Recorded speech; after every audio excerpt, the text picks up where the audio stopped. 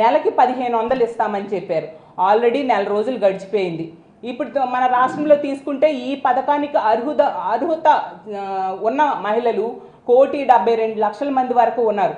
Total మహిళల్లో పెన్షన్దారులన్నీ తీసేగా 1,72,00,000 మంది ఉన్నారు. దీనికోసం మరి నిధులు ఏమైనా మీరు కేటాయించారా? దీనికోసం ఆలోచన చేశారా? సన్నాహక సమావేశాలు ఏర్పాటు చేశారా? ఏమీ ఇంతవరకు చేయలేదు. దాంతో అనుమానాలు కలుగుతూ ఉన్న పరిస్థితి రాష్ట్రంలో ఉన్న మహిళలందరికీ నిజంగా ఈ ప్రభుత్వం అమలు చేస్తుందా అని అనుమానం కలుగుతుంది.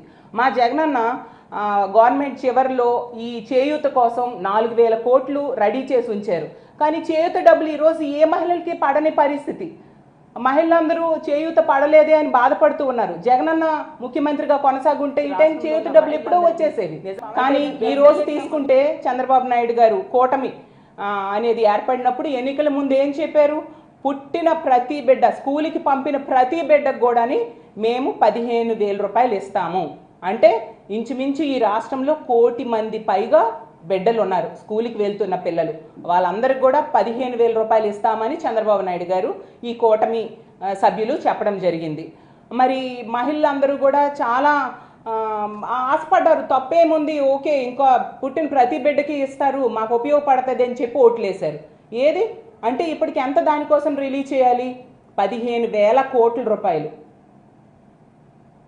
కోటి మందికి 15,000 చొప్పున 15,000 కోట్ల రూపాయలు ఈ ప్రభుత్వం రిలీజ్ చేయాల్సి ఉంది. ఎప్పటికి రిలీజ్ చేస్తారు? ఆల్రెడీ స్కూల్స్ ప్రారంభించేశారు, మనందరము చూసాం. పిల్లలకి స్కూల్స్కి పంపిస్తున్నారు మహిళలు. ఫీజులు కట్టడానికి ప్రైవేట్ స్కూల్స్ కూడా కొందరు మహిళలు పంపిస్తున్నారు. స్కూల్లో పిల్లలకి ఫీజు కట్టమని వాళ్ళు అడుగుతూ ఉన్నారు. డబ్బులు ఇంకా గవర్నమెంట్ నుంచి రాలేదు ఏంటి అని మహిళలు ఆందోళన చెందుతూ ఉన్న పరిస్థితి. ఈ టైంకి జగనన్న కనుక మళ్ళీ అధికారంలో వస్తే ఖచ్చితంగా జూన్లోనే ఆ డబ్బులు వేసేసేవారు. అలాగే తీసుకుంటే రైతాంగం కోసం జగనన్న ముఖ్యమంత్రిగా ఉన్నప్పుడు 13,500 రూపాయలు రైతులకి పెట్టుబడి సాయం కింద ప్రతి సంవత్సరం టంచెన్గా 50 లక్షల మంది పైగా రైతుల కోసం జగనన్న వేసేవారు. ఈరోజు చంద్రబాబు నాయుడు గారు కూటమి హామీల్లో ఏమి ఇచ్చారు? ప్రతి సంవత్సరం 20,000 రూపాయలు ఇస్తానని చెప్పారు. చాలా సంతోషం, రైతులకు చాలా ఉపయోగపడుతుంది కావాలి అని రైతులందరూ నమ్మి ఓట్లేశారు. అందులో ఎంతోమంది మహిళా రైతులు కూడా ఉన్నారు. చూసేసరికి ఆల్రెడీ ఖరీఫ్ ప్రారంభమైపోయింది, రైతులకేమో పెట్టుబడి సాయం లేని పరిస్థితి. రైతులు ఆందోళన చెందుతూ ఉన్నారు. ఎందుకంటే గతంలో ఇదే కూటమి 2014లో అధికారంలోకి వచ్చింది, రైతు రుణమాఫీ చేస్తానని చేయలేదు. ఇప్పుడు కనీసం సన్నాహక సమావేశం కూడా ఏర్పాటు చేయలేదు అని చెప్పి రైతాంగం ఎదురు చూస్తూ ఉన్నారు, బాధపడుతూ ఉన్నారు. ఏంటి ఇంకా రాలేదు, మాకు అప్పులు చేసి వడ్డీలకు అప్పులు తెచ్చి 10-20 రూపాయలు వాళ్ళకి అవసరం. ఎలాగైనా పెట్టుబడి పెట్టి విత్తనాలు చల్లాలి, ఈ రైతులకి కావాల్సిన చాలా ఉంటాయి, అవన్నిటికి కూడా డబ్బులు ఎక్కడి నుంచి తెస్తారు? ప్రభుత్వ సాయం ఇంకా అందలేదు కాబట్టి అప్పులు చేసే పరిస్థితి ఈరోజు మనం చూస్తూ ఉన్నాం. అలాగే తీసుకుంటే ప్రతి మహిళకి ఇంటికి 3 గ్యాస్ సిలిండర్స్ ఇస్తామన్నారు. అది ఎప్పుడు ఇస్తారు అని చెప్పి మహిళలందరూ కూడా అడుగుతూ ఉన్న పరిస్థితి, ఆందోళన చెందుతూ ఉన్నారు, ఎదురు చూస్తూ ఉన్నారు. అలాగే ఇక్కడ మహిళలందరికీ కూడా ఉచిత బస్సు ప్రయాణం, సగం మంది మహిళలు ఉన్నారు, 2.5 కోట్ల మంది ఇంచుమించుగా మహిళలు ఈ ఆంధ్రప్రదేశ్ రాష్ట్రంలో ఉన్నారు. ఉచితంగా బస్సు ప్రయాణం ఇస్తానని కూటమి సభ్యులు చెప్పారు, పక్క రాష్ట్రంలో ఇస్తున్నారు. ఓహో మేము కూడా ఫ్రీగా బస్సులో చక్కగా ప్రయాణం చేస్తామని మహిళలు చాలా సంతోషించి ఓట్లేశారు. చూసేసరికి అది ఎప్పుడు నుంచి అది అమలు చేస్తారో కనీసం దానికి డేట్ కానీ, ఒక మార్గదర్శకాలు విడుదల చేయడం కానీ, ఒక సన్నాహక సమావేశం కానీ ఏమీ ఏర్పాటు చేయని పరిస్థితి.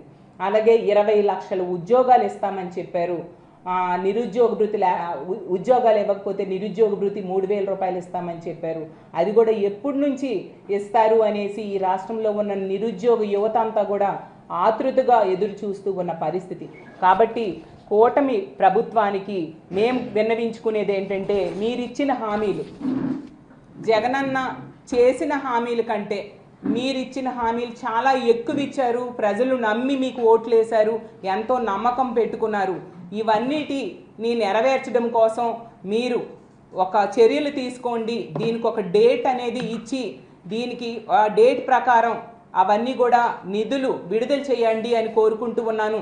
మీది ఈ ప్రభుత్వం చూస్తూ ఉంటే పరిపాలన మీద కాకుండా కక్ష సాధింపుల మీద ఎక్కువ దృష్టి పెడుతున్నట్టుగా అర్థమవుతూ ఉంది. ఎందుకంటే ఎక్కడ చూసినా విధ్వంసాలు, దాడులు కనిపిస్తూ ఉన్నాయి. ఈ ప్రభుత్వానికి విన్నవించుకునేది ఏంటంటే, మీరు రెడ్ బుక్ అమలు మీద కంటే హామీల అమలు మీద దృష్టి పెట్టండి. ఈ ఆంధ్రప్రదేశ్ రాష్ట్రంలో ఉన్న మా మహిళలందరూ, సగానికి పైగా మహిళలే ఉన్నారు, ఈ మహిళలందరూ కూడా కోరుకుంటూ ఉన్నారు, మీరు రెడ్ బుక్ అమలు మీద కంటే హామీలు అమలు మీద దృష్టి పెట్టి మీరిచ్చిన హామీలు, బాబు షూరిటీ, భవిష్యత్తు గ్యారంటీ అంటూ గ్యారంటీ కార్డులు ఇస్తూ కూడా ప్రజలకి చాలా హామీలు ఇచ్చారు కాబట్టి, ముఖ్యంగా మా మహిళలకి చాలా హామీలు ఇచ్చారు కాబట్టి అవన్నీ అమలు మీద మీరు దృష్టి పెట్టండి.